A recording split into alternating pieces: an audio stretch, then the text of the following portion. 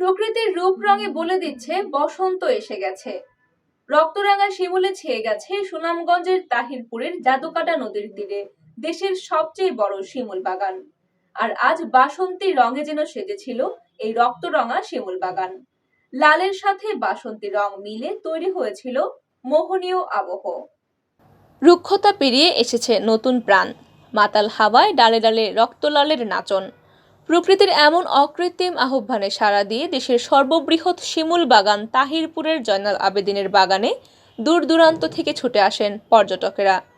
গাছে গাছে ফুটে থাকা হাজারো ফুল রাঙিয়ে তুলে তাদের মন।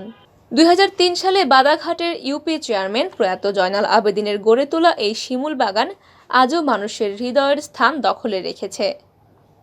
জয়নাল আবেদিনের ছেলে বলেন, আমার বাবা জয়নাল আবেদিন শখের বশে এই শিমুল বাগানটা তৈরি করেছিলেন।